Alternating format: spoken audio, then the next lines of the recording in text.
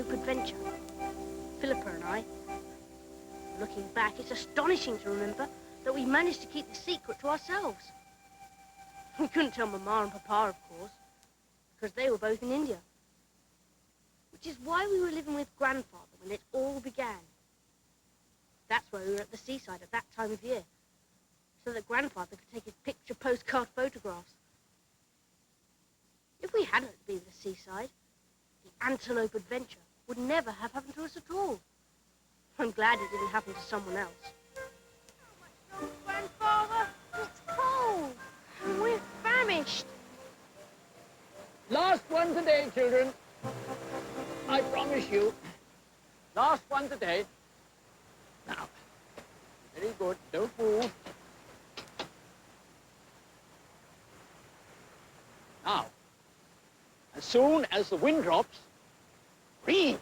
We're frozen now. Oh, the sun's gone in. Oh, pack up, pack everything, children. Hurry, hurry, hurry. Gerald, bring my camera case. Oh, dear. Oh, this is terrible. We've been soaked to the... Who's got the picnic basket? I thought you were carrying it. I left it for you. Oh, no. Oh, dear, Miss... Missing. Yes, that's what I said to you. We're absolutely furious. Come on.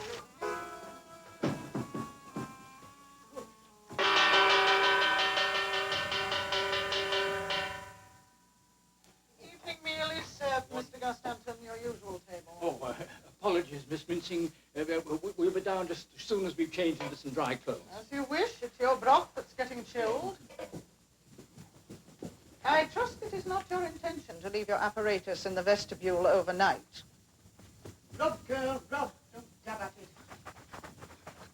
We are a holiday establishment, Mr. Gustanton, not a commercial business house. Of course, Miss Mincing, yes. Oh, dear. Oh, I was wondering if I might avail myself of the darkness of your cellar again after dinner. I have several photographic plates I would like to develop. You must, Mr. Gustanton, if you must. But will you please see that the doors are kept firmly shut? Oh, I will indeed. The odor of chemicals still pervades the parlor from your previous experiments. And there was a distinct taste of something in the cabinet pudding at luncheon. You must consider the other guests, Dad, there aren't any other guests. It would be stupid to stay in this place at this time of year. Come on, now.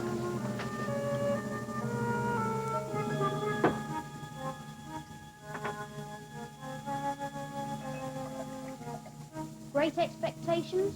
No, thank you. The Tempest? Very funny. Uncle Tom's Cabin? No. Here's one. Under the greenwood tree. Has it got Maid Marian in it?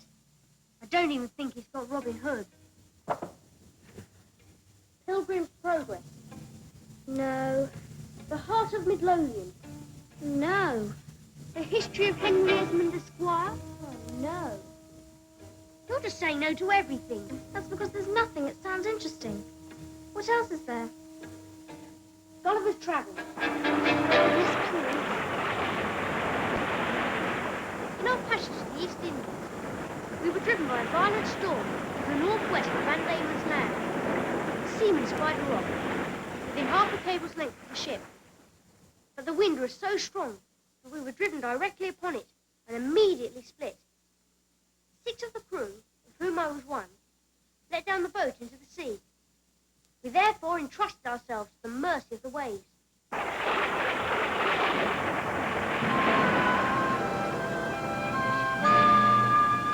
Oh, it's no good, Philippa. We'll never find it now. We'll have to go back. Oh, one last look. We haven't searched over there yet. It's probably swept out to sea. Miles away after last night's storm. Show us how much you know, Mr. Cleverclub. Look over there. Slaves! Fetch it then, we'll be late for breakfast. Phil! Philippa! Look! Over there! Where? I can't see anything. Yes, you can. Out by that rock.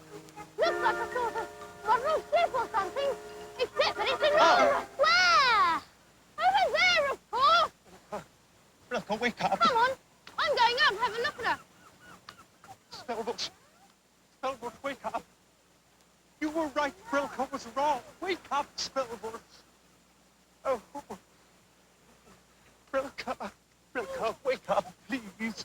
You were wrong. The charts weren't forgeries. It does exist. Wake up, Brilka. Please wake up. Stupid girl. What about breakfast? We just have to be late for breakfast. I'm not leaving it lying out there for anyone to come along and steal. It isn't yours to steal either, Gerald. You don't know who it might belong to. Yes, I do. It's mine. It's treasure trove. It's finders keepers. Brilka, Brilka, you've got to wake up. They found the antelope. Oh. Spellbush. Spellbush, help me get Brilka out of sight. Where are the rest? Lost. All drowned in last night's storm. There's just the three of us. What is this land? We are here, Spellbush. We've arrived just as you said. Quinvus Vestrinia, the country of the giants. What do we do now? Wait, Gerald! Gerald! I, Spellbush Wheelock, Master Navigator, do hereby claim this land and all of its dominions by right of conquest in the name of His Most Mighty Majesty Emperor Golbastro. Now, Spellbush. Monarch of all monarchs, taller than the sons of men. Later, Spellbush. Later, interrupt me when I'm claiming sovereignty. Taller than the sons of men, etc., etc. While you stand there, etc., etc., I'm lying here in rags, completely at their mercy. Would it be better if we hid now and claim sovereignty later? Very well. It's amazing, Phil! It's almost as if it was really real! Oh, hurry, Gerald! We'll be hours late for breakfast. Grandpa's going to be furious. He's pinched our boat. The giant's got the antelope. It's piracy. Spellbush. That's what it is. International high seas piracy.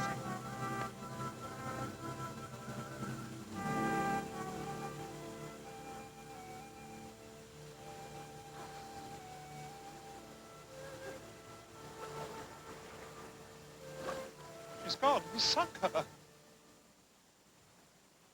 My entire wardrobe was on board that vessel. An outright act of unprovoked maritime aggression. You know what this means, don't you? It means we can't go home. It means I haven't got a thing to wear.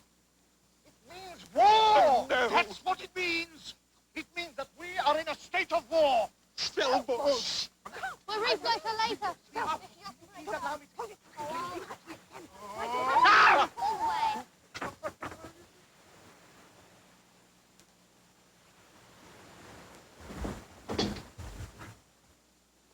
Philippa, our race is the promenade. Oh. Cheat!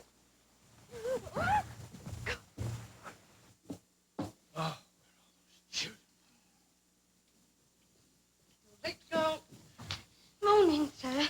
Breakfast, sir, if you please, sir.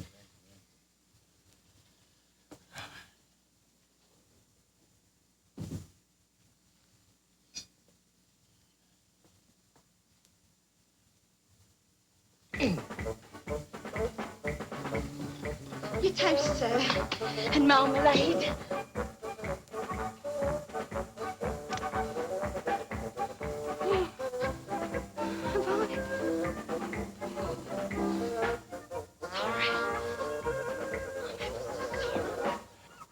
Oh, wait!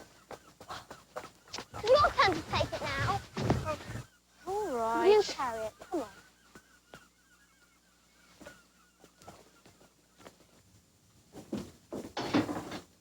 You'll cop it, you will, when your grandfather catches you. It's all your fault. I told you we'd missed breakfast. Where's Grandfather gone to? Did he say? Chemist shop for some of his photographicals. I think we have missed breakfast. And he says ain't nobody got to touch that neither, mentioning no names, or else there'll be in a bigger kettle of fish. Come on. I'll bet at least I can catch some toast. All clear. Where are we? Can you see? It's all white. A great white snowy wasteland. I can't go out in the snow like this. It can't be snow. It isn't cold enough. Oh. It's a tablecloth. It's a giant tablecloth. I'm hardly dressed for dinner, either. For all you know, Brilko, we are the dinner. Shut up, Bristol. And give me a hand. The sooner we're out of here, the better.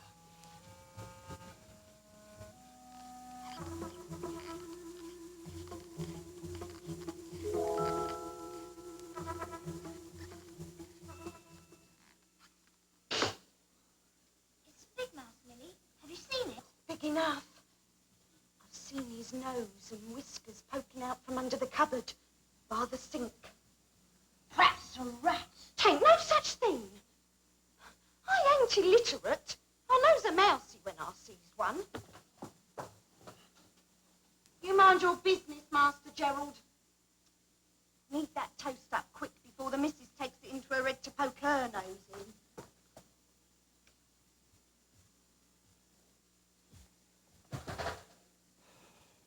I, Spellbush Freelock, discoverer and adventurer, do claim this edifice and all that's situate in it by right of exploration in the name of his most mighty... There's no time for that now, Spellbush. We've got to find a way down before the giants return.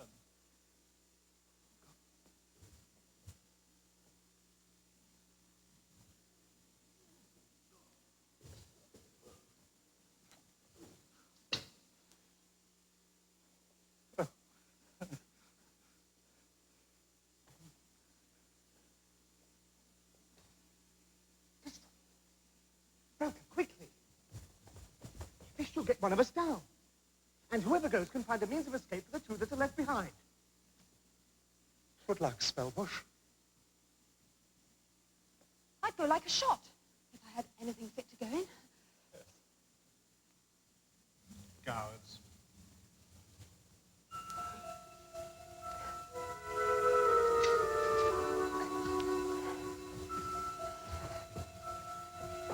Oh.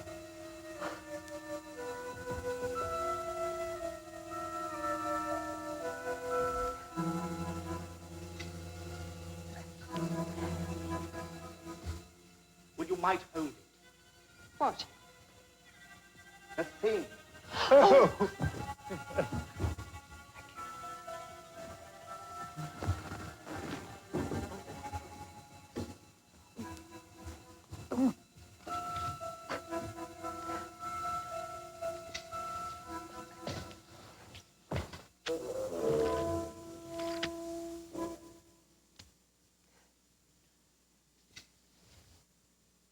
See if you can find us some food.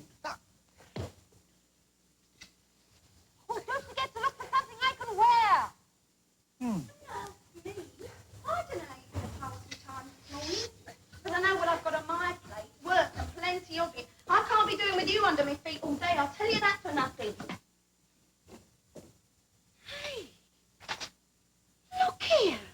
Who's done this? She'll go off her chump when she finds out.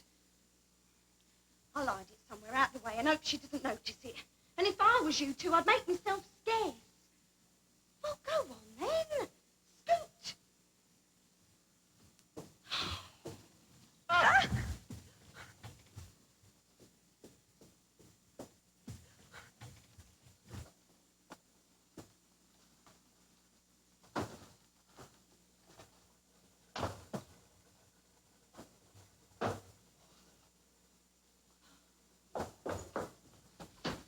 We're marooned. Marooned? Stay back.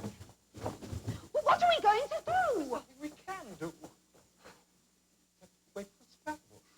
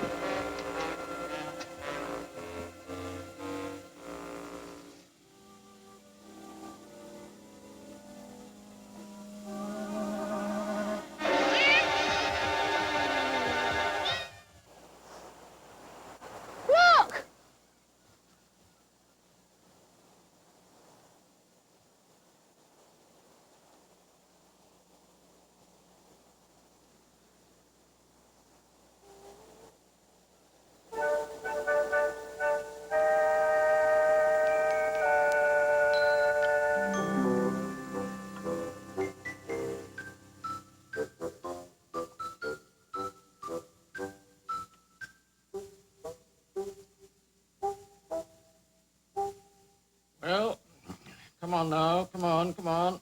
Who put you up to it? Put us up to what? Or did you by any chance study that article in my summer number of the photographic camera? Which article? What about? Oh, dear. I know I'm a bit absent-minded, but I'm not that much of a mugginess. Now, come along, own up. Well, it had to be someone in this establishment, and Mincing. Yes, is hardly the one for pranks. Neither would trick photography appear to be Millie's forte. What's trick photography? Oh, come off it. I forgive you, this time. Yeah, but who did you get to dress up as the sailors, huh? Now, where the dickens did you get those costumes from? At the time. Well, we'll continue this discussion at a later date.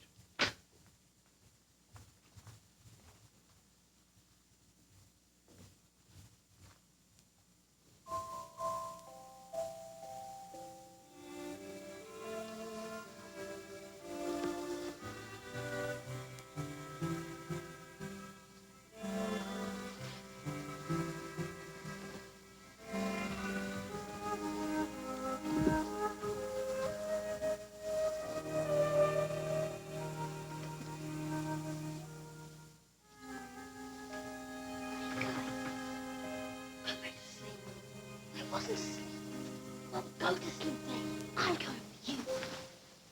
Right. Be quiet.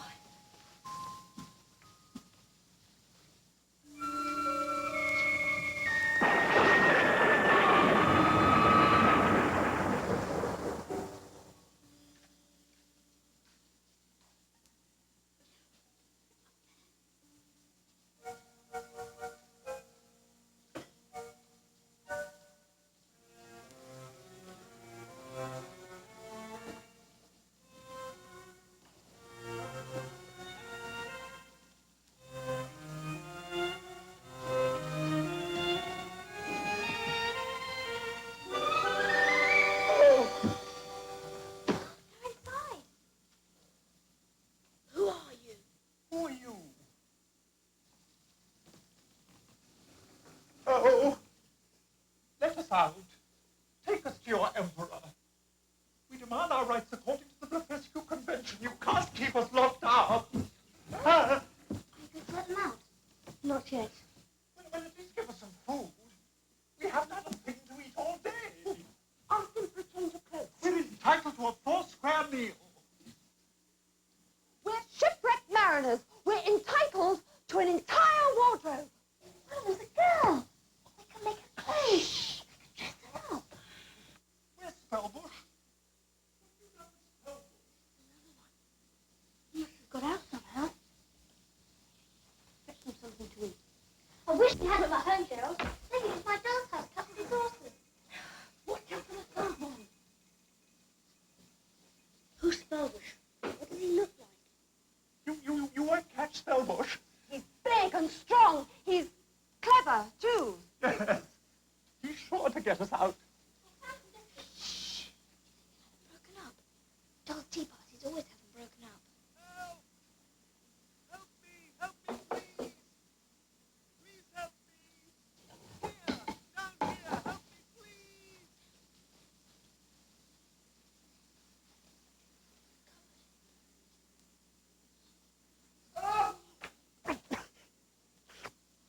Release me! Release me at once, sir, or you'll suffer for it. You do. You dare and I'll drop you.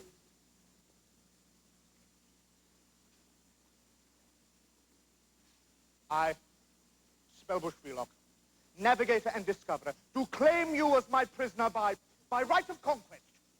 Oh dear. Look at his dear little toes. They've all got tiny little toenails. I am not a dear, madam. I am Spellbush Freelock, official diplomatic emissary of His Most Imperial Majesty, Emperor Gombasto Mamani Niflami Godilio, Sefit Ali the 17th. And it is my duty to warn you, that... Hello, Spellbush.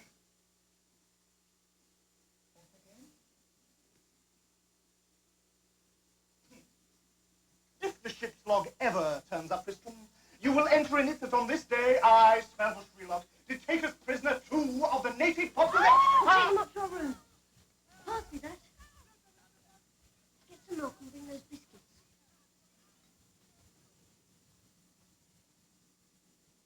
Won't be easy, Phil. If we do decide to keep them, they'll need to be looked after. If we looked after those tadpoles, much more trouble than keeping tadpoles.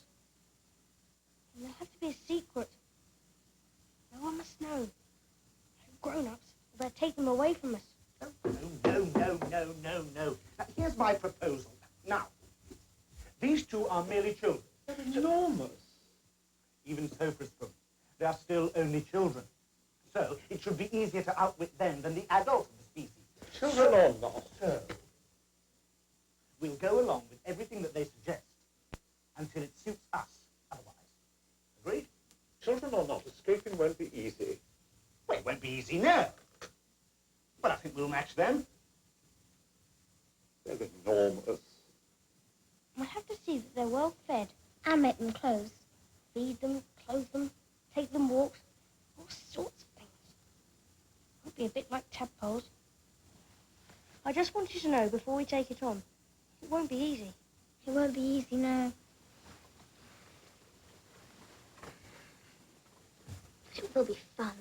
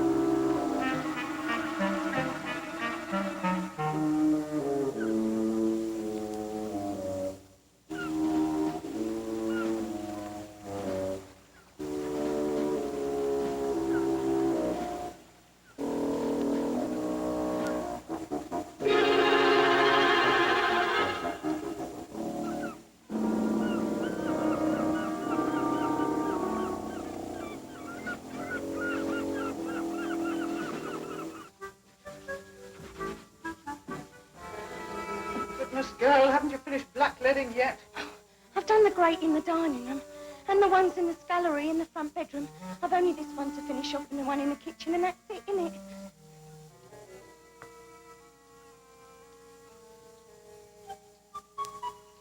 It's time to do the breakfast, is it, Mum? Of course it's breakfast time. Whatever time did you think it was? I don't suppose it's crossed your mind to simmer the porridge on the hob. Well, get a move on, girl. Head in the clouds as usual. Morning, Sarah. So, the black sheep of the family has been fleeced again, has he? Who told you that? The only times you arrive on my threshold, Harwell, are on those occasions when yet another ill-fated venture has let you down. I doubt you've altered much for the better since the last time you presented yourself. Well, that makes 2 of us, Sarah. But I perceive you're still as stony-hearted as before. Will you leave your own brother standing destitute in the street for all the world to scoff at?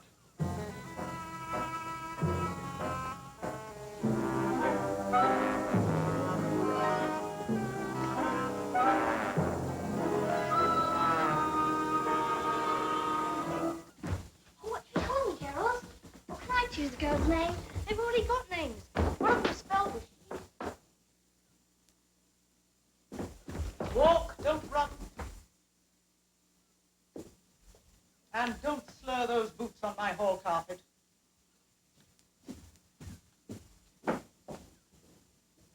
Guest house business seems to be flourishing. It's money you're after, Harwell. There's none to spare in this house.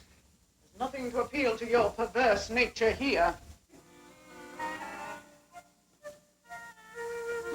Oh, Spelker! Harder, really? Isn't your room above this one? Yes. Distinctly odd.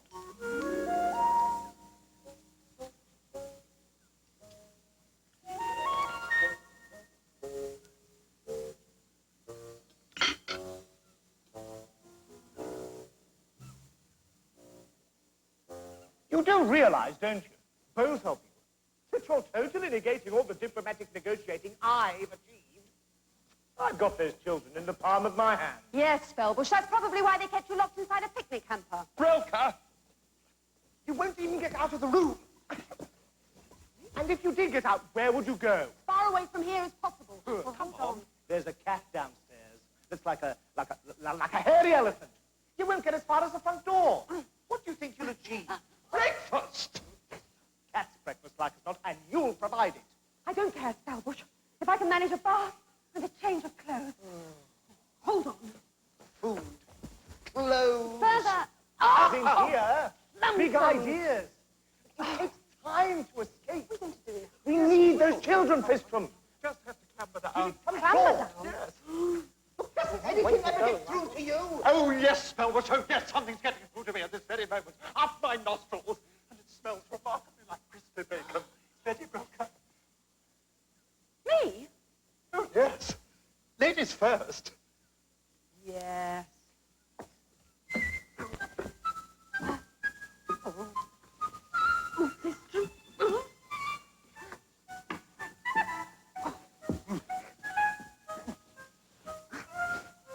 Now, if I just...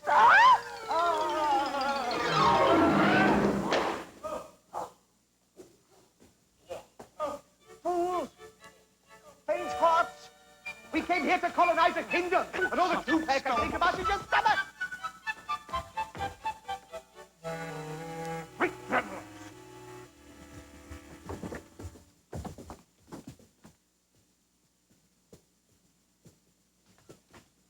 Who let you out? Where are the others? Who cares? Well, we care, of course. I brought you all some breakfast.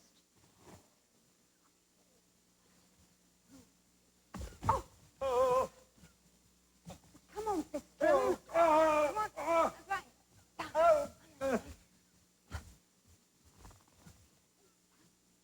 Neither of those two are empowered to enter into diplomatic negotiations. Only I, Spellbush Wheelock, am His Most Imperial Majesty's Oh, diplomat. shut up. Now see here, little girl. And don't, little girl, me. You're very, very naughty. I went to a great deal of trouble to steal you all a sausage. No, look, Phil. Oh, Now see here, little girl. no. And don't you dare move. Not so much as a finger.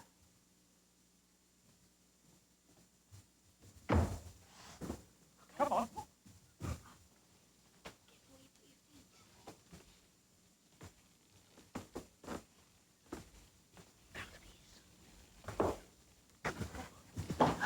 Now then, you two, what's all this then?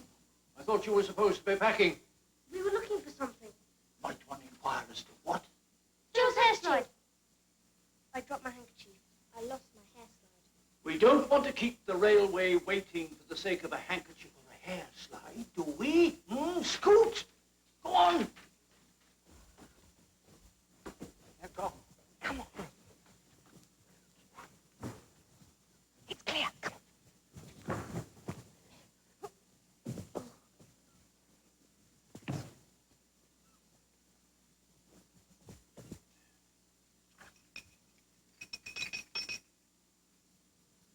Intriguing little object, is it not?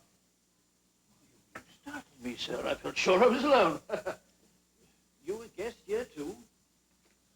Temporary exile from the world of business. Harwell Mincing at your service. Ralph Costanton, sir. Similarly at yours. And that bell you're holding, what do you make of it? It's hard to say. It's brass, intricate little piece, finely detailed. Oh, yes, there's care gone into the making of it. Oh, there's an inscription on it. Oh, so there is, to be sure, yeah. A-N-T-E. Antelope. Well, I know it. Yeah, I'd hesitate to place any great value on it. What would you say was its purpose, sir? Best, an Oriental temple decoration. Worst, cage bird's plaything.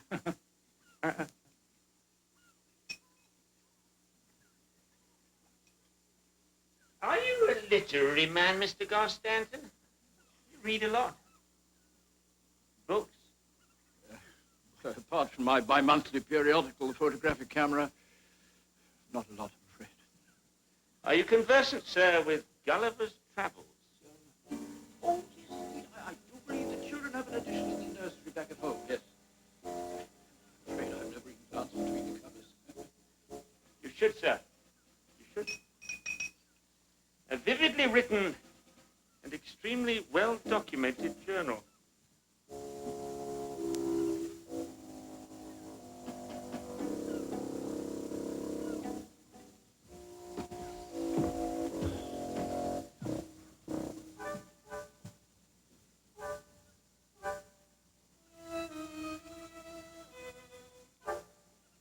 Did you hear all that, Fistram? That man knows. No, he doesn't. He's just putting 2 and 2 together and making 6. How can he know that we're in this house? He knows about Gulliver. It's in a book. I think we should tell Spellbush. On an empty stomach. We must. Oh, Fistram. Oh. Can you manage? Yeah. Come on. This way.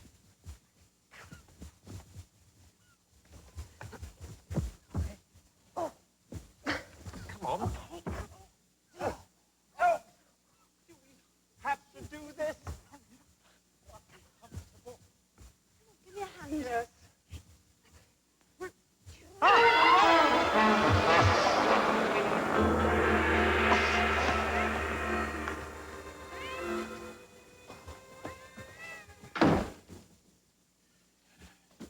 Hello? What you got in there, old fellow, eh? A mouse? I hope you 2 children are ready. We've got a cab ordered for the railway station in 15 minutes' time. Well, I still don't see why we can't take this one back with us. We explained why not, Phil. Spellbush is right. Listen to reason, little girl. It wouldn't be fair to take just one. The idea's utterly unthinkable. It'd be cruel, Phil. It wouldn't be cruel. I'd be very kind. I was going to let him live in my doll's house. And there's lots of furniture and real stairs to walk up and down. You can even draw the curtains. You'd have a glorious time by himself. It's like white mice or guinea pigs. They need to be kept in pairs, or else they pine away and die. Hardly the simile I'd have used myself. But in principle, he's right. I have to find my friends. Why don't we help him look for them? We can't look now. There isn't time. Ah, well done, troops. Kitchener will be proud of you. Time to parade at the assembly point, then.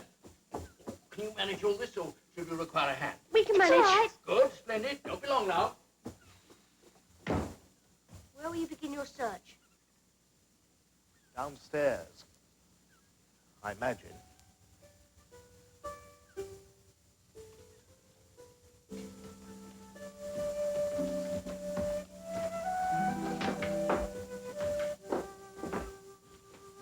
On parade, then, the hussars. Transport's waiting.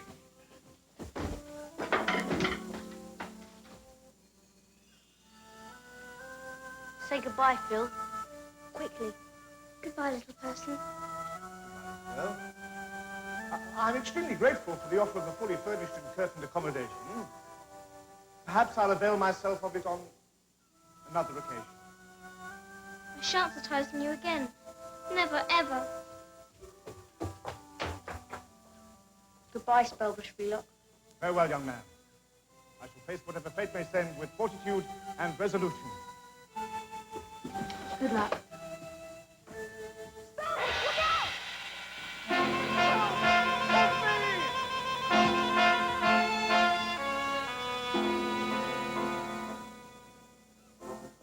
But, young'un, rally round the flag.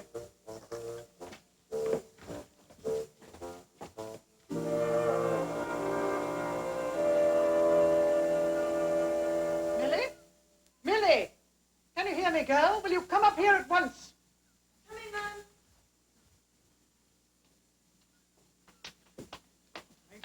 come-nothing flippity-gibbet. Curse the girl, Sarah. Don't you understand what I'm telling you? They were here. Don't talk poppycock. It's true, I tell you. They were in that hamper. Here's the knife that did the damage. They climbed down that cord. Oh, confound it. Yes'm? Never mind, Yes'm. I'll give you Yes'm, my girl. What do you know about that? Nothing, Mum. Excepting that it's your picnic hamper, ain't it? Was my picnic hamper, you mean? Until that pair of young hooligans chose to destroy it. They have cut the strap. The Gar Stanton kiddies, Mum. Oh, they was well behaved. They wouldn't do that. Well behaved. Is it good behavior, then, to put finger marks on a polished banister rail? Is it good behavior, in your opinion, to run downstairs and slur footwear across a well-cleaned hall? They're children, Mum. Yes, and I don't blame the hamper on the children, Millie. I blame it on you. Me, Mum? Oh, I don't know nothing about it. If you had done your work as you were supposed to, you would have known about it. And I would have been informed before they left. At least I'd have got some recompense. I was blackleading all the grates this morning, Mum, and scrubbing the front doorstep. Excuses, always excuses. I was going to keep you on till the end of the month, but you can pack your things. I've done with you, my girl. But, Mum... And don't waste your last moments of employment in idle gossip. Get your work done, pack your things. Yes, Mum.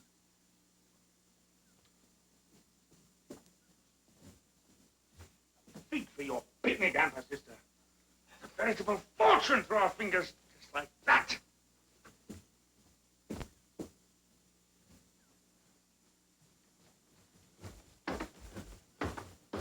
Yeah! Found that cat.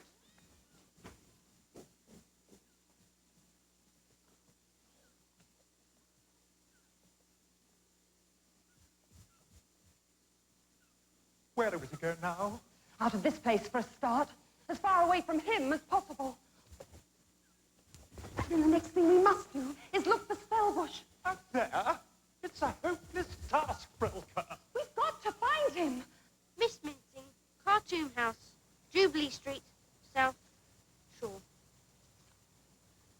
I'll fold it up for you. Thank you, young man. I don't see how you're ever going to find your way there. I'm Spellbush Freelock, little girl. I'll get there. I'm obliged to you. It'll take you days to get there. And even if you do get there, the other two will probably have gone. I have to take that chance. Look out!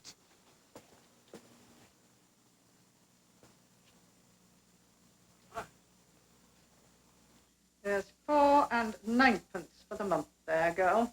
And nobody can say I'm not being over-generous. I'm stopping you 8 halfpenny, which is what it's going to cost me to have the hamper mended, and 3 farthings more for squandering black lead by applying it too thickly. Where am I to go, Mum, at such short notice? Perhaps you should have thought of that when you were slapping on the black lead as though your mistress were made of it. Good day to you.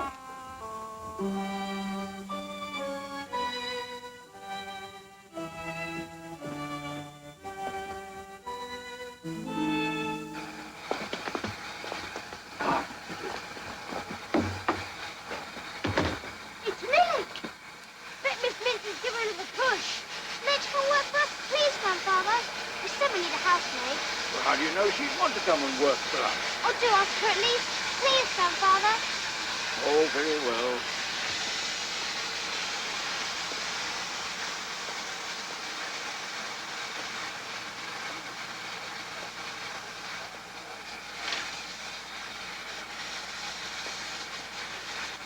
Good luck. Again. Goodbye. Oh, wow. Isn't this nice, then? A spot of luck and no mistake. Hurry up. In you go. Here, play.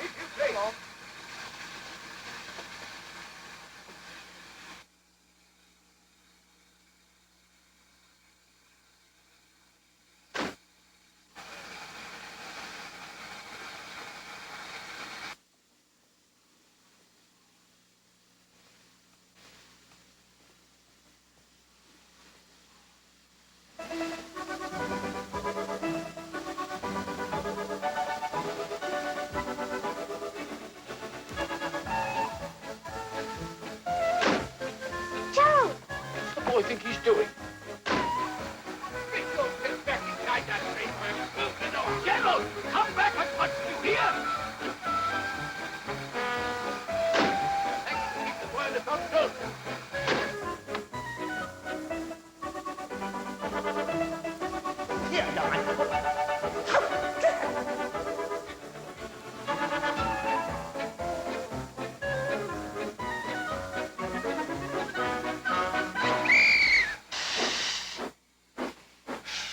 good enough. This door's not real. It's not a real door, it's just painted on. Either those curtains or that wallpaper has got to go. Preferably both. Nothing in here works. Everything's pretend. I think you're three very ungrateful little people. It's not a question of gratitude, young woman. I am Spellbush Freelock, official diplomatic emissary of His Most Imperial Majesty, Emperor Golbasta, Mamarin, Evlami, Godilo, Shepin, Ali Gu the 17th. We know. This accommodation is ill-befitting to my position and dignity. Excuse me, Fistrum. Ah! Oh, very dignified, Spellbush. That was your fault. No, it wasn't. Yes, it was. You broke it off. I didn't break it off. It came off by accident. Part of the barricade. And my light brigade just struck it with his lance. It's a chair. It's not a barricade. It's my chair, and it belongs to my doll's house. And if you wanted to borrow it, you should have asked my permission. Like you asked me, I suppose, when you cut up my new butterfly net. It's cruel to stick pins through butterflies. I wasn't going to stick pins through them. I was going to keep them. And that's wrong, too. It's cruel to catch little things and keep them as pets. Now look here. How are we supposed to get upstairs? Easily. I'll lift you up when it's time for you to go to bed. Hold on. Jump! Your turn. If I am to be incapable of making my own way to my sleeping quarters, young woman, it were best I did not retire at all.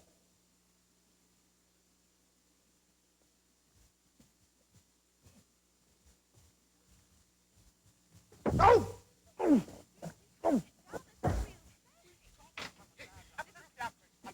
Oh, coals. I reckon she'll be needing a fire, or else she'll both be chilled through to the marrow. I reckon you've got the nicest room there is. It's like a tall shop window. Just look at that there Dolly's house. Carpets and curtains, I bet. Little tiny furniture all through. Oh, my. Ain't that a picture? Bless me. If there ain't dear little Dollies too to match. Don't they look real? How does it open in? Let's have a proper Millie, the fire. Oh, look, for mercy. Oh, enough smoke on the go for a box full of kippers. Oh, that's better. Hey, speaking of kippers, Cook's got some boiled cod and parsley sauce keeping warm in the kitchen. Come down now. Or, shall I fetch you up a nursery tea? We'll come down with you. Oh, yes. We can probably carry things. My, we are being helpful. What brought this on? Even the window frames are painted on. Supposing they did work, Fistrum, how do you propose that we manage the drop? Jump? We could knot some sheets together. It would be rather difficult. They're painted on as well. Even the hairbrushes only pretend. And even if it wasn't, the looking glass is not a looking glass. Look, it's silver paper. I haven't looked at myself in a looking glass for days. I must look awful. This whole escapade has been a total disaster. More than total. It's a veritable plumstone. That's not true, Fistrum. Belka. We're going home to a hero's welcome. I'd expected a decoration. Belka, Retrieval. O-L-E. The one with the apple green ribbon. Instead of which we're stuck here, 7 seas away, at the mercy of a pair of stupid children who provide silver paper looking glasses and painted hairbrushes. Ow! Ah! We agreed we'd be safer with the children. We didn't know then, though, that they'd be so childish. Ah! What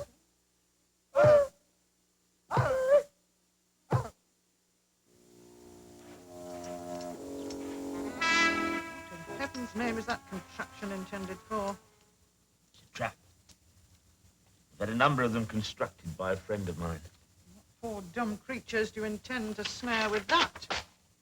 No poor dumb creatures, sister, but cunning, crafty, sly-booted things as sharp-witted almost as our yourselves. Little people. Not that again. Thought you'd put that harebrained business behind your days since. Oh, merciful heaven, whatever next? They exist, Sarah. Believe me, they exist. I shall track them down. I shall catch them. I shall show them to the public, and I shall make my fortune. God take pity on you, Howell, mincing. How can a man hold in his hand what only exists in his head? Your own invention. Invention? Was my fattest woman in the world an invention? Were my two-headed dog and five-legged lamb inventions, then? The fattest woman in the world was no more nor less than a common glutton, Harwell. And your five-legged lamb and your two-headed dog were frauds. Tricks of the taxidermist's art. Fashioned with needle and cobbler's twine. Not only frauds, brother, but an affront to the Almighty. These little people are real. Come with me, Sarah, and I'll prove it to you. Come with you. Help me ensnare them. Why not? What have you got to lose? Only my sanity. Supposing I am right, sister. What then? You'll make nothing here, coppers. A guest house that boasts no guests. The seaside summer is at an end, Sarah. But if I can get those little folk inside my hand, summer of plenty will begin for both of us. What do you say? I still don't see why we can't come with you. We need some exercise. We've taken you out once this morning. Out. Out. You call that out?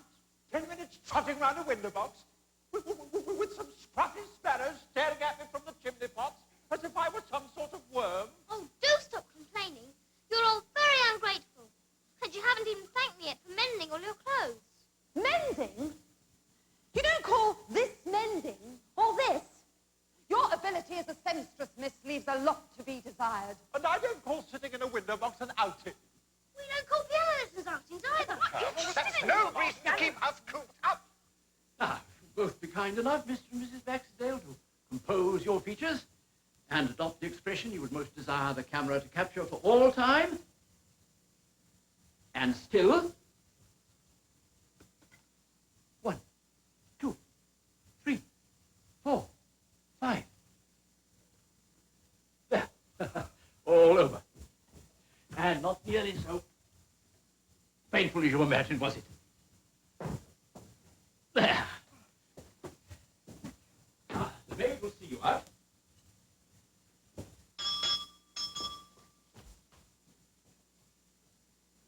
Good day.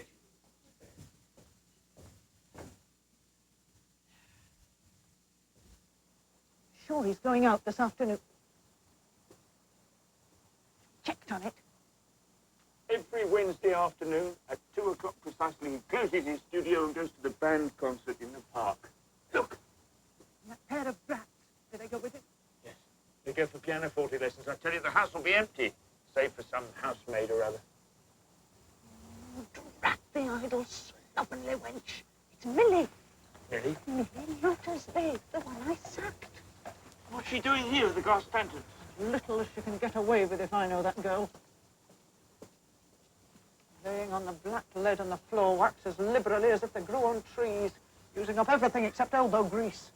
You can't go near that house. She'll recognize you. She saw me for one brief moment, but there's no milk spilt on that account. I have taken account of that contingency, sister. Oh, well. Oh, You leave this to me, Sarah, but you go now or you'll be recognized for certain.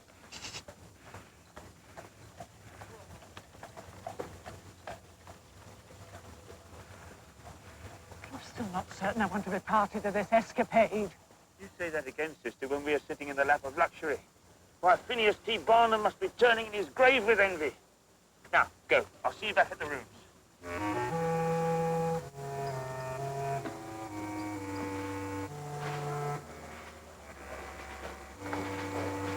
Come along, you prodigies. I promised your parents you'd not neglect your musical education. We won't be long. An hour and a half at the very most.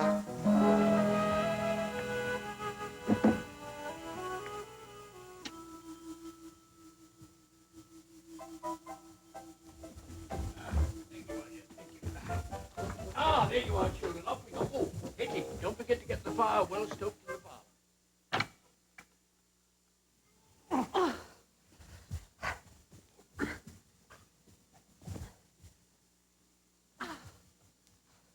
What about the maid? Yes, what about the maid? She cleans the parlour, Mrs. We can go whenever we please. A bowl of fruit in the dining room. Grapes like watermelons. Oh, great gravelogs. Oh. I don't know what you two are standing there for.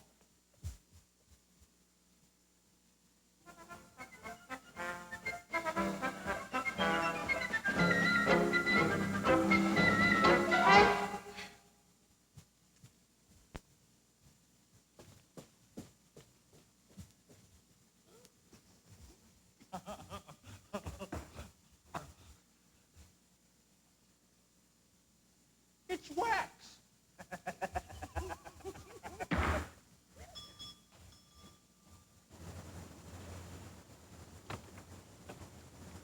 Be so good, young woman, as to inform your master that Mr. Algernon Spindrift has had the courtesy to call. Mr. Garstanton ain't in, sir. Not in? Did I hear you say not in? No, sir, begging your pardon, sir. He ain't in neither. Am I to assume, then, that to all intents and purposes your master's out? He is indeed, sir.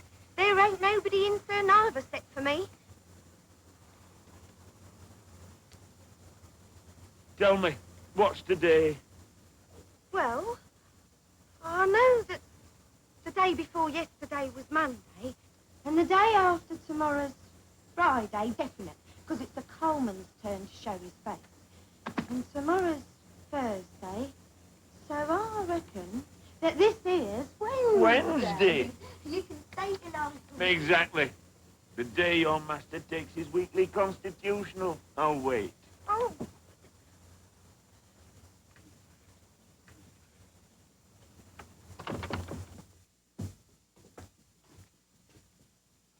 Begging your pardon, sir, but I ain't allowed to let no one in if I'm here on my own. Quite right, too.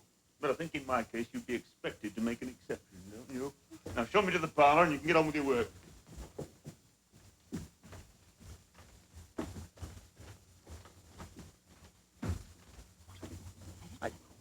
Here we are, sir.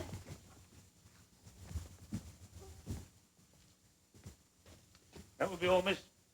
Very good, sir.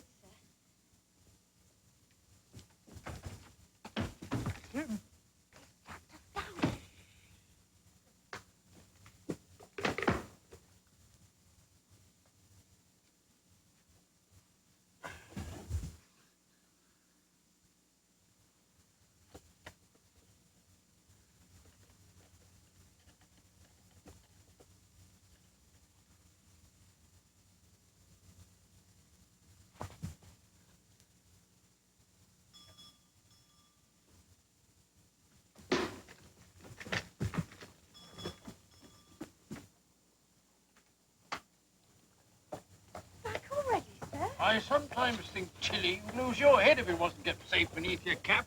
You let me go off without my bread.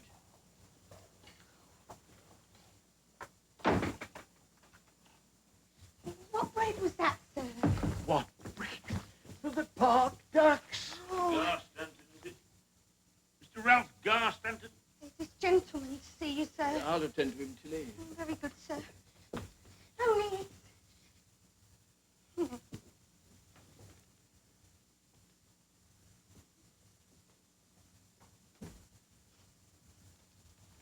Algernon Spindrift. Do I know you, sir? Well, didn't Mr. Heppenstall of Heptonstall mention me to you? Heptonstall. Do I know him? Applewhite Heppenstall of Heptonstall. He speaks most highly of you. Indeed, I am here on his very highest recommendation. Oh, you've come with regard to a studio portrait, then, I see, yes. Well, was it a likeness of yourself alone, Mr. Spindrift, or a family group? Well, it was myself alone, but as I see there's been a misunderstanding, and as I know what a busy man you must be, I shall ask no more than that my name goes down in your appointment book. Oh, not at all, Mr. What did you say your name was? Spindrift. Algernon Spindrift. My dear Mr. Spindrift, you've been recommended by Mr. Heppenstall. Hepplewhite Heppenstall of Heptonstall. Of Heptonstall. Well, if you've been sent by him, then I am beholden to accommodate you immediately. Oh, the ducks can wait until tomorrow. I doubt that they can distinguish between Wednesdays and Thursdays anyway. Right you are then. This way. Come along.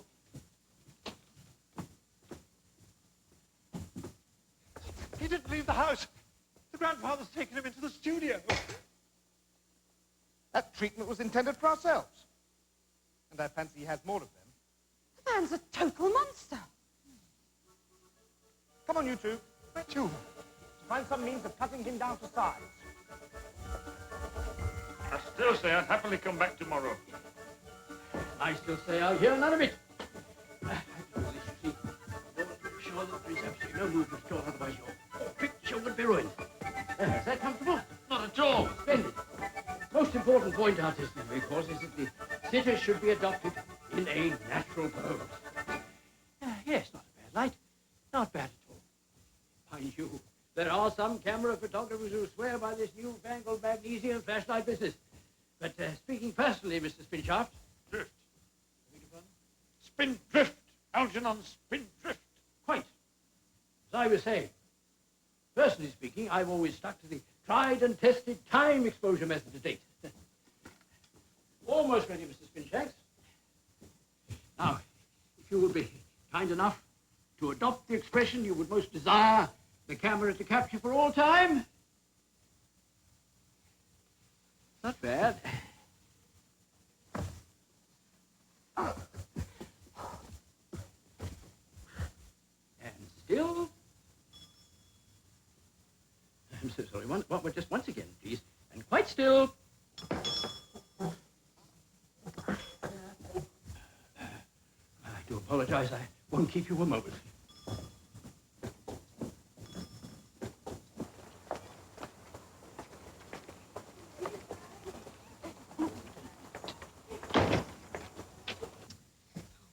Street ragamuffins up to their tricks again. Isn't that the dining room?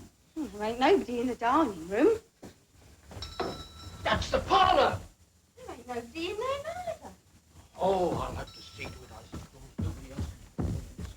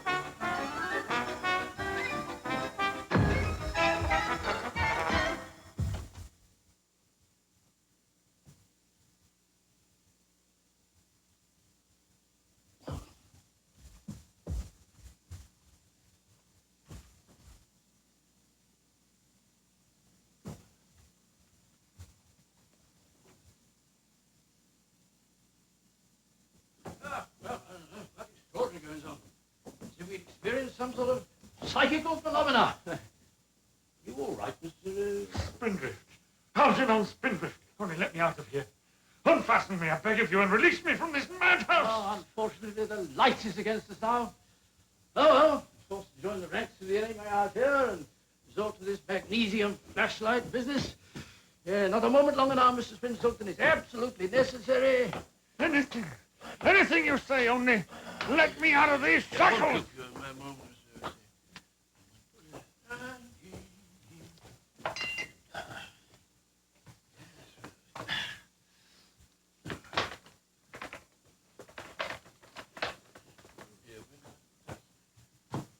There. Now, if you're ready, I am ready now. Compose your features into a smile. Quite still. And now... I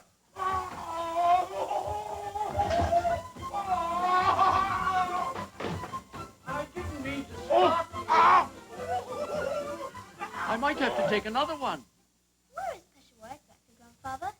Peshawar? Well, now, it's up near the Khyber.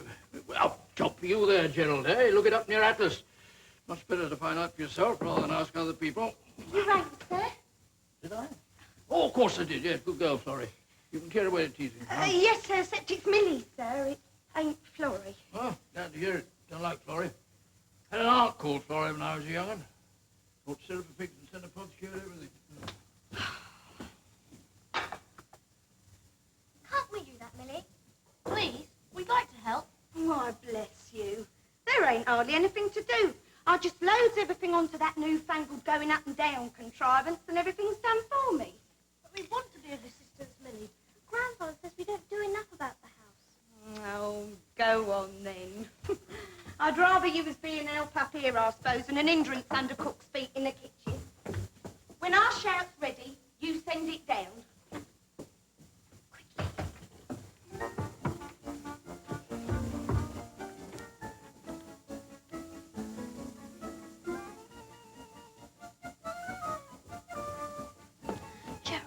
You carry on down here, and I'll go upstairs and put out the dog's tea set. Yes, hurry up.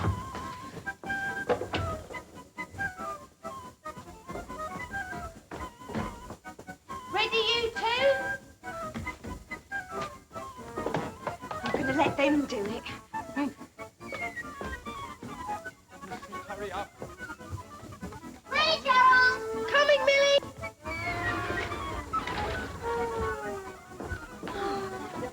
Silly scatterbrains. Scatterbrains. You sent it up instead of down. Sorry, Millie. Just a minute. Hurry up. I'm being as quick as I can. Neapolitan cake. Oh, you might wait till you're asked. There are such things as please and thank you.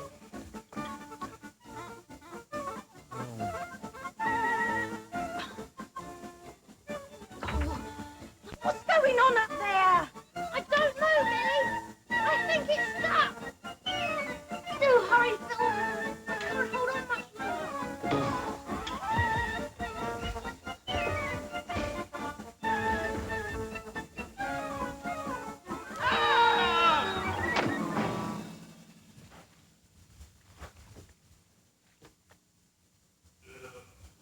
Oh, you've no manners, any of you. And I'm sure you haven't said grace. Finish, Gerald. It's all right, Millie. I think it's come unstuck. And about time, too. You shouldn't let them play about with that contraption, Millie. Where's Fistrom? Oh, he's probably fallen into the blancmange. He usually does.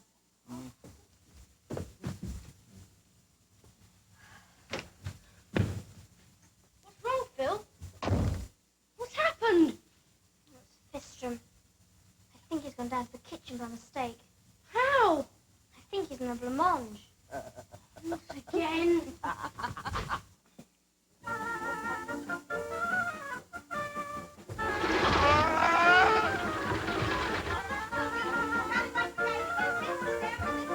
Sorry, Millie, it was an accident. You are very, very, very, very naughty.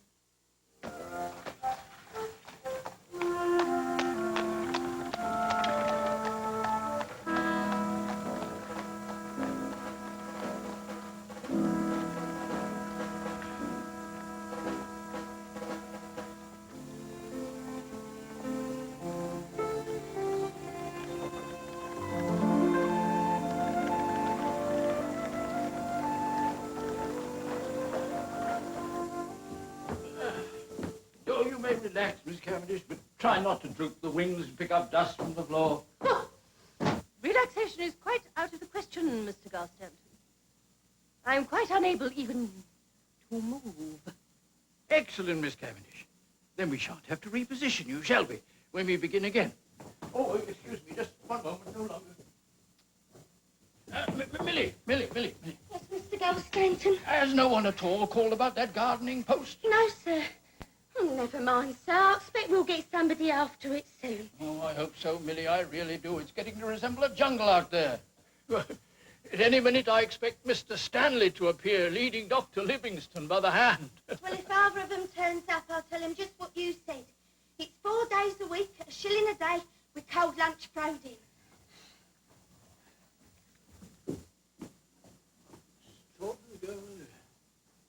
Well, shoulders back, Miss Cavendish. Don't droop the wings. And exaltation in the eyes. The others repeated the same words several times, but they knew not what they meant. I lay all this while, as the reader may believe. I don't believe a word of it. Shh! As the reader may believe, in great uneasiness. At length, struggling to get loose, I had the fortune to break the strings and wrench out the pegs that fastened my left arm to the ground. Is that really written down in there? All that nonsense about him breaking the string. Wrenching out the pigs. Are they supposed to be Gulliver's own words? They are Gulliver's words. It's Gulliver's Travels. Look. It's Gulliver's own story. Fairy story, don't you mean? Word invention. Every single word of it. He didn't break his bonds at all. Not according to our history books, anyway. Our ancestors released him out of the kindness of their hearts. That's the way we've always heard the story. Do you want to hear this story or don't you? Not particularly. Nor me. I've heard enough. So have I. Why don't you skip the rest and tell us how it ends? I know how it ends. After he left Lilliput, Gulliver sailed to a land called Brobdingnag that was full of giants.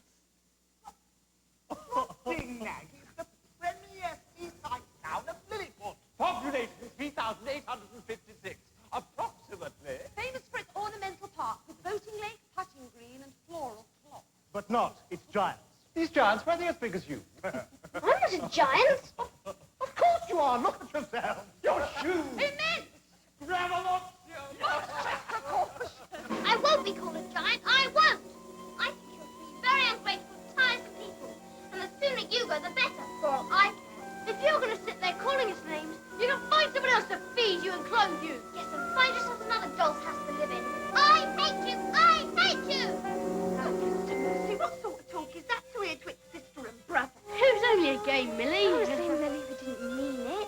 He didn't sound much like a game to me, Miss Philippa. He sounded to me like you was having a real right set to. That behaviour comes of being cooped up day in, day out in this here nursery instead of getting out occasionally into God's good air. That's what that behaviour comes of. And what for are you standing up against each other for? What are you hiding behind your backs, the pair of you? Nothing, Millie. Stand apart and let's have a look beyond. Come on now, sharp's the word. Do as I says and quick about it.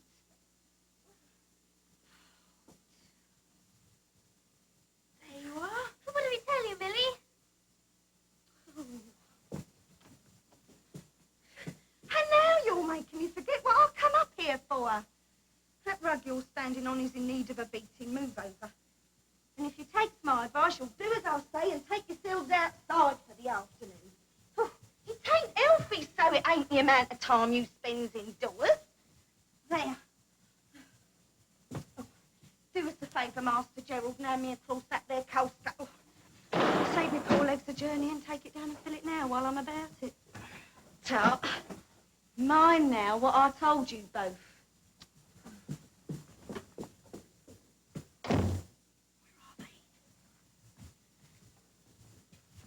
Fitstrom. Spellbush.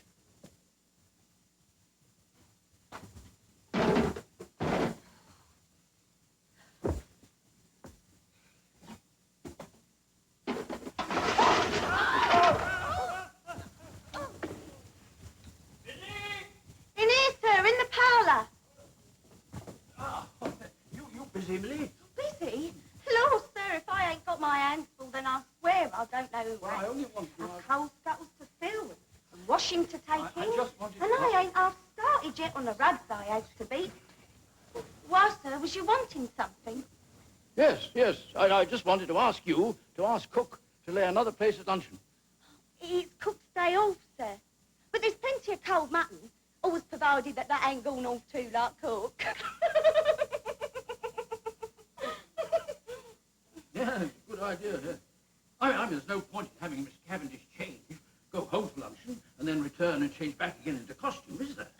So there'll be 4 of you sitting down for lunch. Sitting down? Oh, dear, I hadn't thought of that. Well, I don't think Miss Cavendish can sit down, not with her wingspan. Oh, sitting down, that's going to present us with a problem.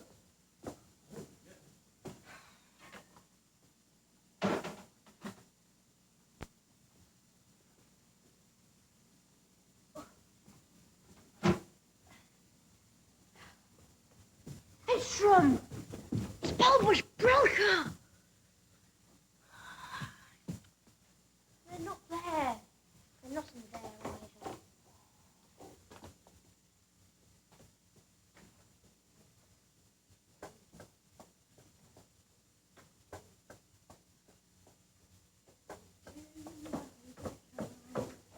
Oh, what a surprise. Only from telling the man he was wrong. Cool.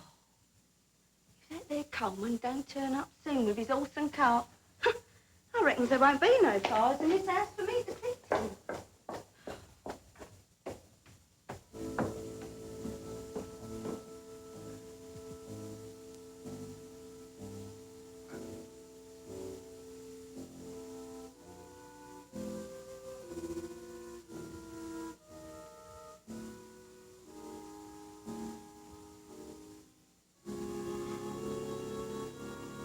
We're doomed. Of course we're not. Come on. Of course we are. It's a giant's dungeon. Will you come on?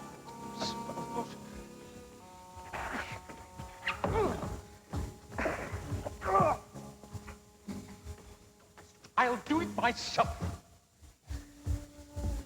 Well, how do you think we're going to escape? Fistrom, just leave everything to me.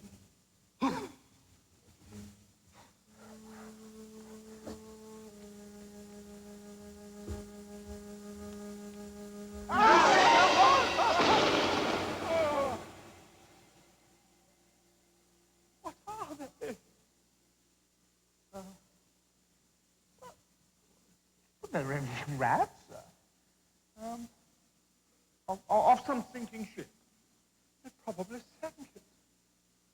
Shut up, Fistrom. Come on. Stop looking down.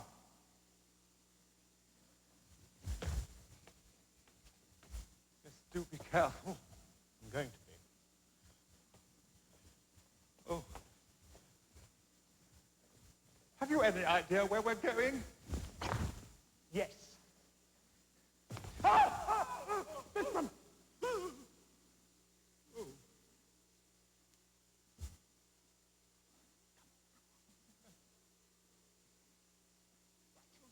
The ramp, it's so dark. Agreed. Very strange for a cellar. You'll be falling over something again. And don't slide back on me. Oh, do come on.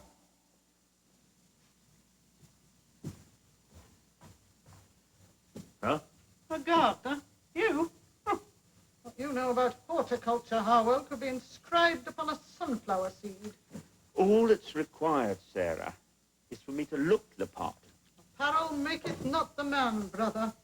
You'd not hold that position a week before they discovered you for the charlatan that you are.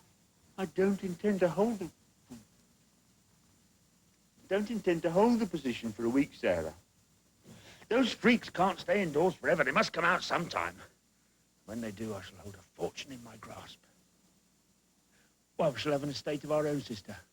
That big we shall have 6 gardeners of our own to keep the grounds in order. And 6 white-coated attendants, I make little doubt, to keep you in order, brother, for the madman that thou art. I and myself as well, for ever listening to your harebrained schemes. We shall see, sister. We shall see. Come into the garden more. I'll do me little cockney spreader. for me, Coley. Where you been hiding yourself all week? Why, you ain't down on coal, are you? Down on coal? I'll say we're down on coal. And don't put your dirty coal sacks down near my clean washing neither, or there will be trouble. Oh, there ain't enough coal in that there coal cellar to keep a mousey warm, so there ain't. Number 2. I went to school, and I'm going to stand here too and count each sack to make sure you don't charge us for something you don't put down. As if I would. Hey, while you're standing there, shift us that coal grate, will you, while I fetch another sack? What did your last servant die of?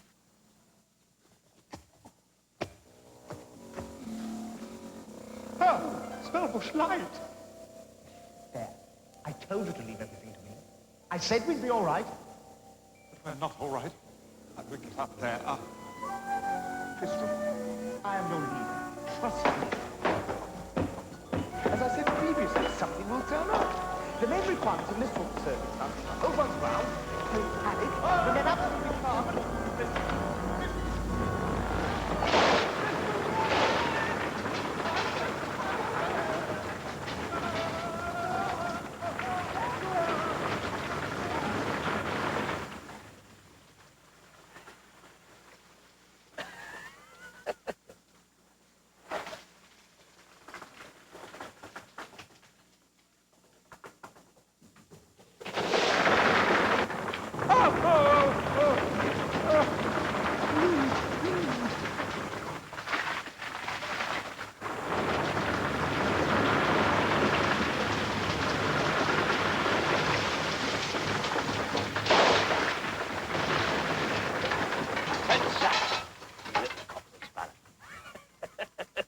No matter how you do your sums, that's your lot.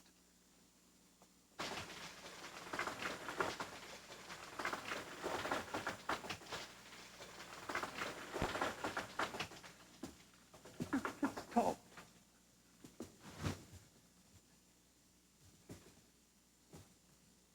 Tristram, look.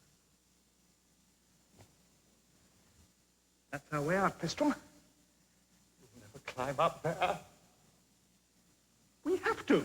Come on.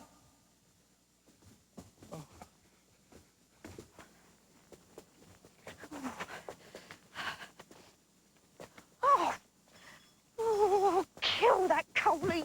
Are we quite ready? Now, quite still. And 1, 2, 3, 4, 5, 6. Perfect, Miss Cavendish. And executed just in time for luncheon. Is nobody going to answer that bell? Make haste, Mr. Constantine. My lily may not last till afternoon. All right, I'm there now, Millie. I will attend to the front door if you would care to make a start on attending to the cold mutton. Oh, very good, sir.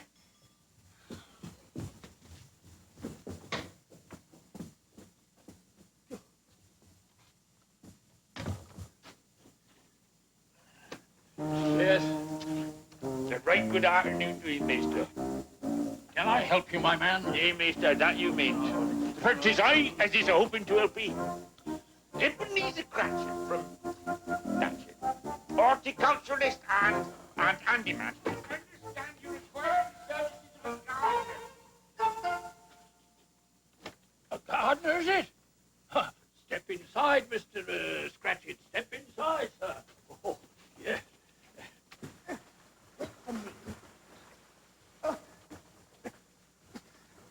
Come on, Spellbush. I don't think we're any nearer. Spellbush? Piston? Belka! Find a rope. Yes, something we can climb up. Yes. No, not now. Stay where you are. Somebody's coming. Well, as you can see, Mr. Itchett, the formal areas of garden have lain unattended for far too long. Wow, 'tain't harmful to a gardening, mister. Leave it lie fallow for a time. Alice provided the right chap turns up at the right time to set things straight. By the good Lord intended. How soon should you be able to take up this employment? Well, now, when the beetroot shows, 'tis time one hoes. my dear departed grandfather was wont to tell me. Was he a gardener? No, dancing master. Huh? I reckon by the sound of that, as now you can go off and enjoy the comestibles what the dear Lord has provided. Leave old Ebenezer to find his own way about. I'll see that everything's taken care of, mister. Oh, yeah. You leave all that to me.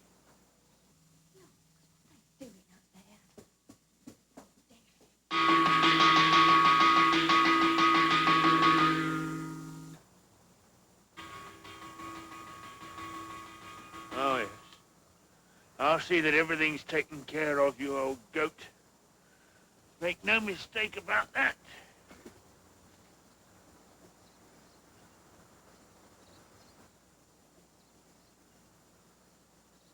Spellbush, Estron, are you there? Hurry! I'll go first. Oh. Polite, charming, thank you. Hurry! Come on, Estron, quickly.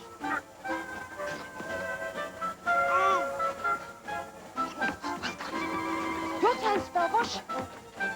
Oh, come on.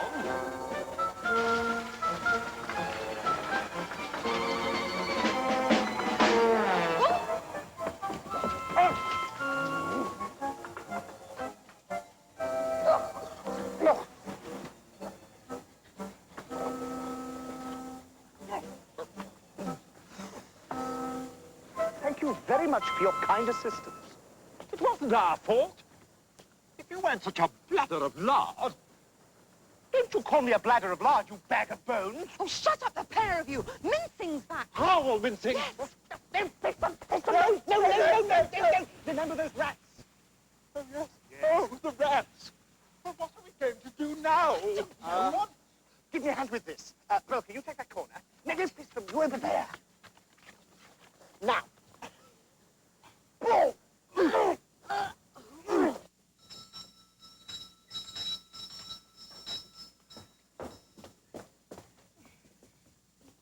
You ain't hardly touched your dinner, dear. Do you think that mutton's gone off? No, I'm sure it looks quite delicious. I seem to have left Dame Appetite at home. As soon as I've seen to them upstairs, I'll be back to see to ours. They can keep their cold semolina. There's half a pink blancmange left over in the larder. Oh. Yeah, if it ain't gone off. It's this weather what does it. I think that mutton has gone off. Never mind, eh? Spit the gardener, enjoy it. Shan't be long.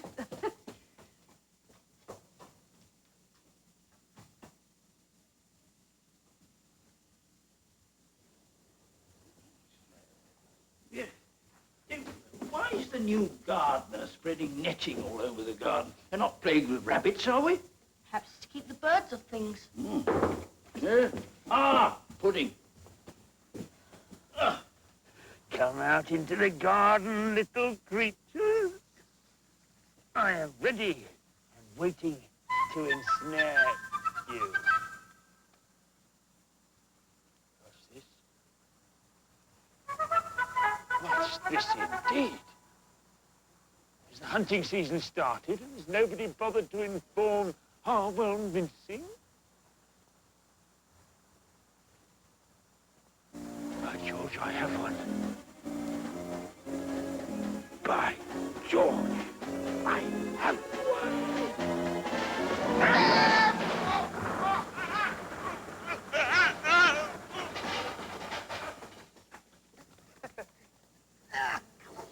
God, don't drop it. Oh, Lord.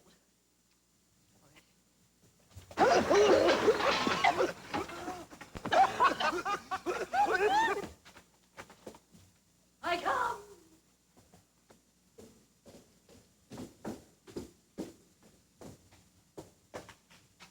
There's something untoward occurred.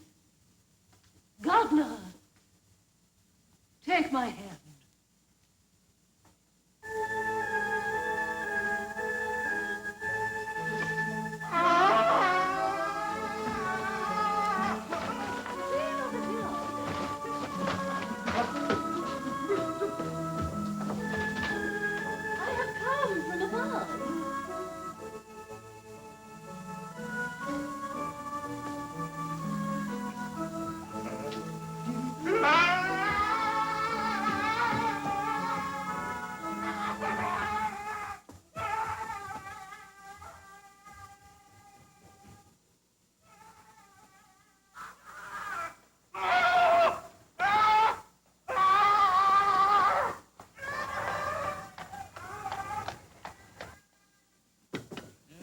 Well, Ain't the new gardener going home early?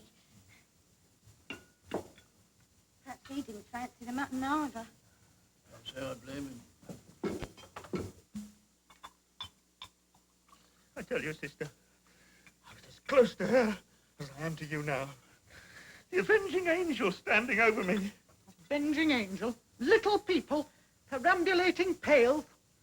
And I tell you, brother, you get closer to the madhouse by the hour.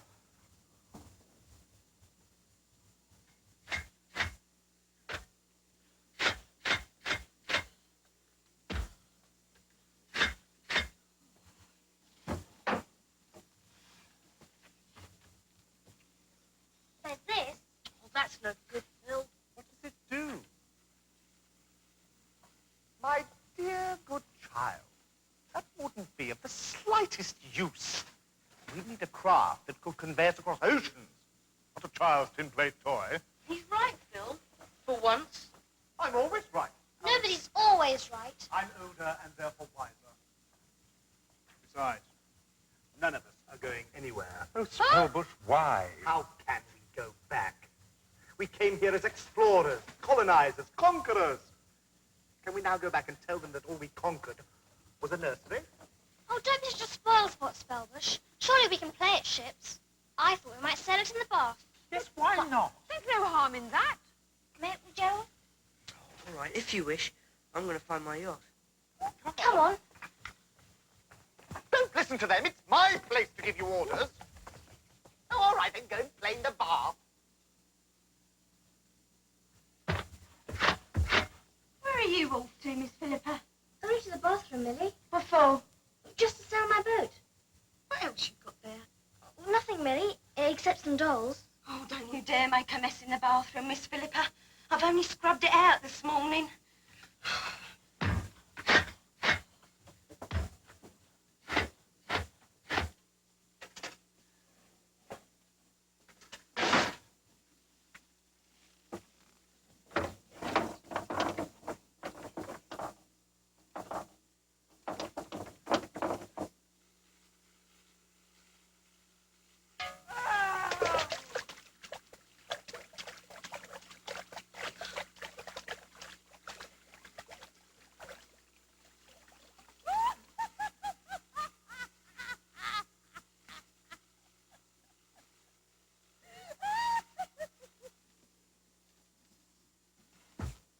Got it! Hey, just a moment.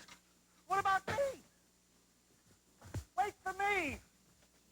Sorry, Millie. I've already warned Miss Philippa, Master Gerald. If you mess up my nice clean bathroom between the pair of you, I'll skin you. Young man, just a moment, please. Oh no. Ah!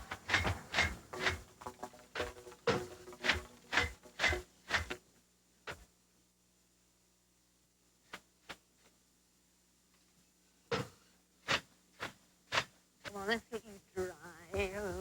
Well, that's more like it. You found it. It's right at the back of our toy cupboard. We haven't sailed it for ages. I've been to the park for ages.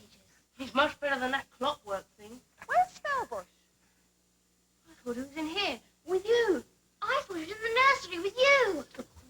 Come on, get in. Then what are you two up to? Nothing, Millie. Oh, yes, you is. Because if you ain't up to nothing, what are you both looking so guilty for? And what have you got hidden behind your backs, I'd like to know? Oh, never mind. I ain't got time to listen. I've got to figure out how to empty this contrivance now I've filled it. Talk about making work. And this room's clean, to see that it stays clean. Oh, I bet you haven't half left that bathroom in a mess.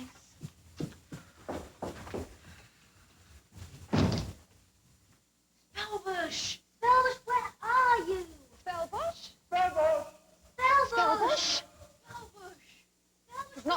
house. Can't someone see if he's under the table? Oh, he's gone. It's as if he's disappeared off the face of the earth. It's as if the earth had opened and swallowed him up. You don't think he could have been swallowed up by something else, do you? What? Millie's vacuum cleaner. Spells won't be pleased. Not too much for his dignity.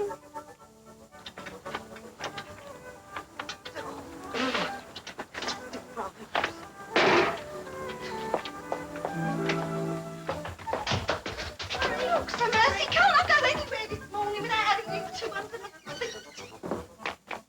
Are you all right, Spellbush? I've never been so humiliated in my entire life. The sooner we acquire a seaworthy craft and make good sail for home, the better I will like it. Oh, excuse me!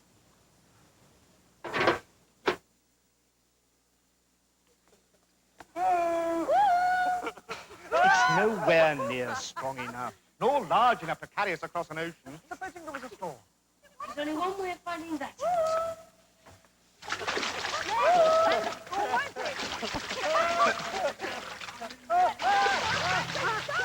Supposing there was a howling gale. Could easily be a race as well.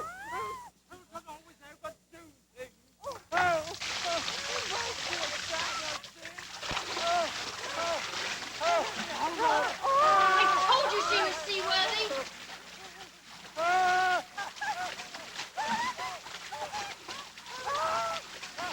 My dear young man, there is a world of difference between riding out a storm in a bath and facing up to the real-life perils of the sea. How would she survive against the true forces of nature? There's only one way of finding that out, too.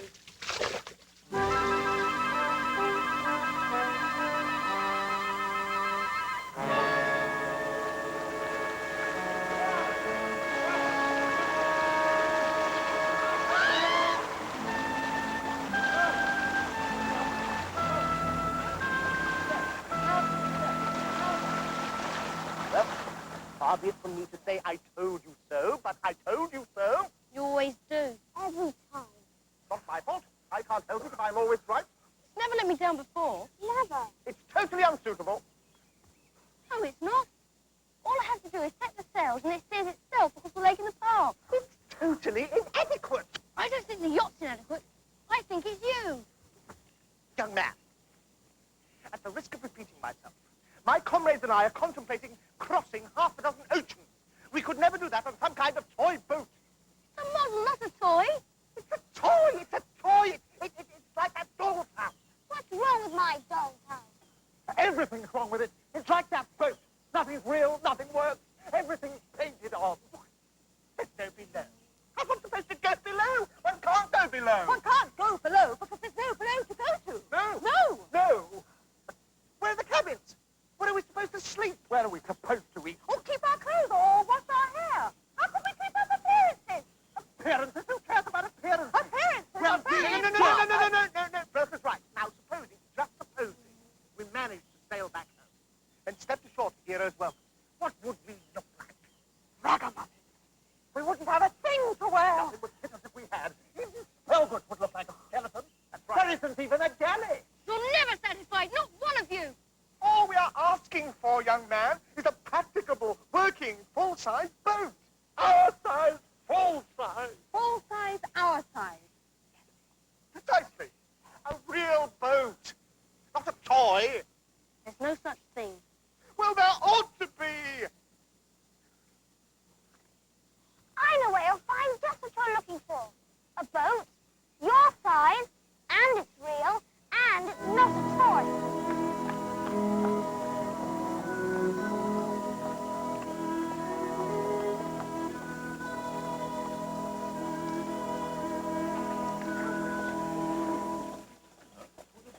In the far, far finer sight, the that of a blackened steamship emitting clouds of smoke and propelled through the ocean, or so its supporters would have us believe, by power conceived of nothing but hot air.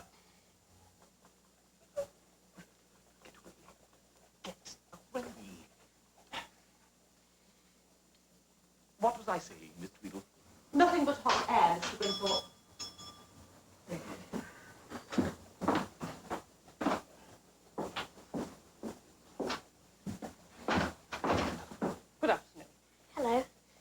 can I do for you? We were wondering about that ship you've got in the window. The Crimea? She's an Atlantic schooner. What about her? We were wondering how much it would cost. Well, that would all depend, wouldn't it? On the time of year, for one thing, and then there are different classes. The summer crossings are the most expensive. And then if you travel posh... Posh? P-O-S-H. Port out, starboard home. Cost the earth. How do you with these young persons, Miss Tweedle?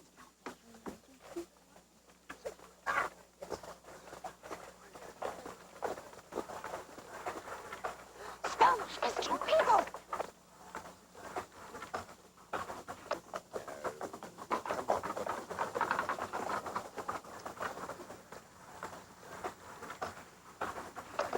I thought they'd seen us. Me too. This is wonderful. This is more like it. And might one ask how you would intend to finance this unlikely venture? With our pocket money and by emptying our money boxes. Pocket money. Money boxes. Is this some sort of prank? Are you attempting deliberately to waste my time? No. Then have you any conception, either of you, how much it would cost, even if you travelled steerage for 2 berths on the Crimea from Liverpool to New York? We don't want to go anywhere. It isn't for ourselves. We just wondered how much it would cost to buy her. Buy her? The Crimea. Buy the Crimea? Yes, the big toy boat in the window. Big toy boat? That boat in the window is not for sale, child, and neither is it a toy. Toy, indeed. It is an accurate scale model, correct in every detail, of the proudest vessel in our passenger fleet. Big toy boat, indeed. Miss Tweedle, get these ignoramuses out of the office instantly. And why have you gone back to that curtain, boy? What are you doing? Nothing, sir. You are causing mischief. They are here to cause mischief, Miss Tweedle. Consider if Mr. Marble were to return unexpectedly, honor us with his presence, and then discover that our time is being wasted by mischief makers. Get them off these premises at once, or I shall summon a constable and have them placed in charge. Come on, my dear. You better go immediately, or else there's going to be trouble.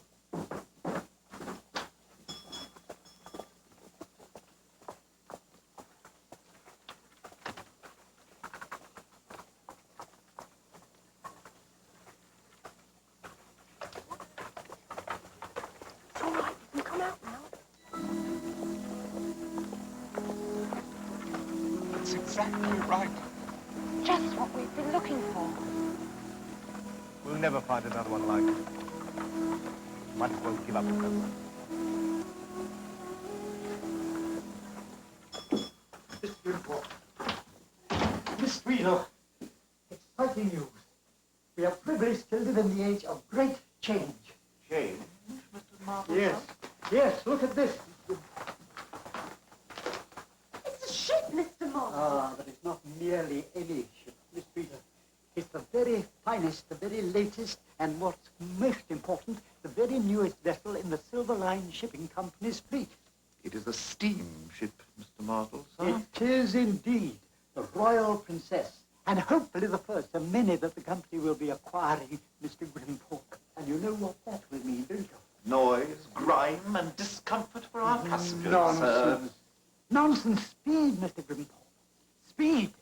The ability to knock days off the times of our Atlantic crossings. You mean that this steamship? The Royal Princess will shortly be taking on all our passengers on the Liverpool-New York voyages. But the Crimea? The Crimea is a thing of the past. While we're on the subject, let's take this model out of the window. Out of the window, sir? Head office, in its infinite wisdom, have already dispatched a splendid replica of the Royal Princess to take its place and boost our passenger lists. What am I to do with it, sir? Do with it? Why, dispense with it. Get rid of it as quickly as possible. Or, better still, find somebody who might care to have a use for it. Do you think those 2 children might like to have it as a plaything? I should hardly think so, sir. Well, never mind what you hardly think, Mr. Grimthorpe. Find out. Go and ask them. Charming children. Aren't they charming children, Miss Tweedle? They are indeed, Mr. Marble, sir. They are indeed. Don't just stand there, Grimthorpe. Have them step inside.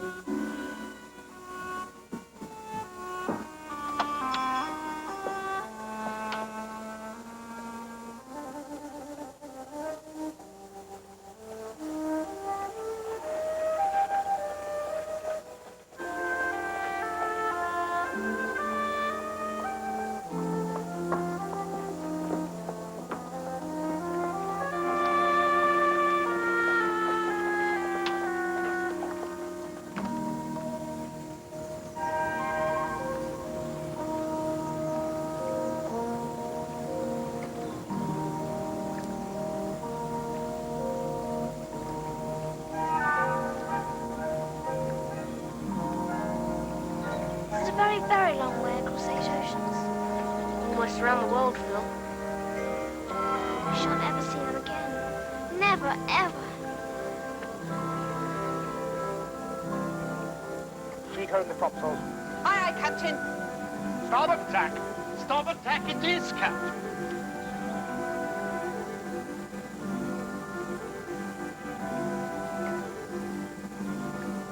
Seaward ho!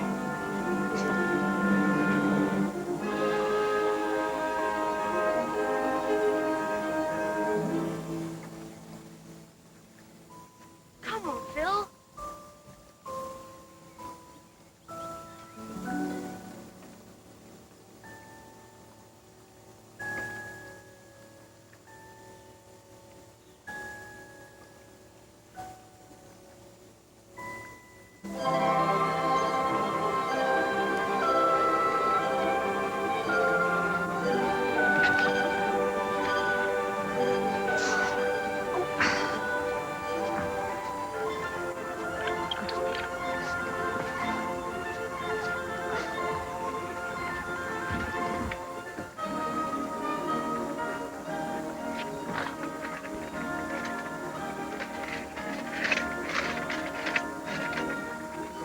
It works.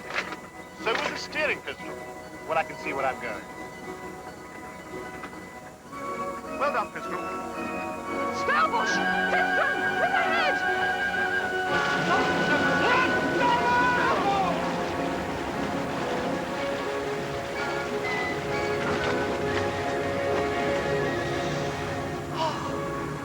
I didn't like that. Starbush! But still might go harder port.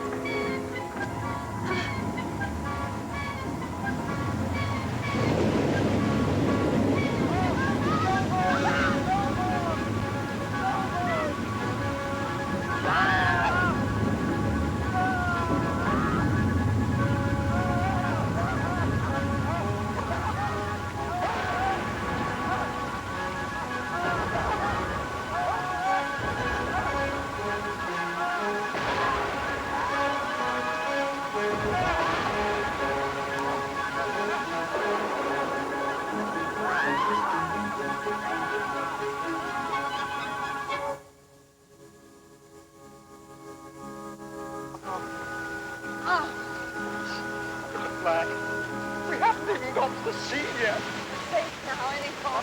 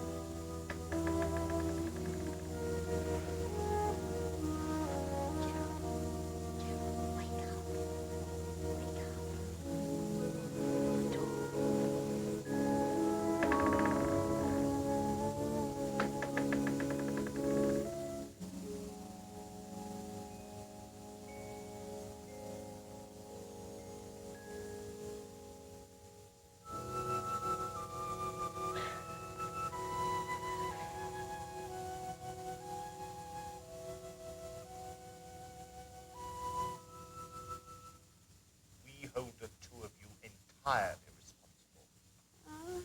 You might have had the good sense to leave an outside door or window open in case of shipwreck. I'm very hungry. Good night.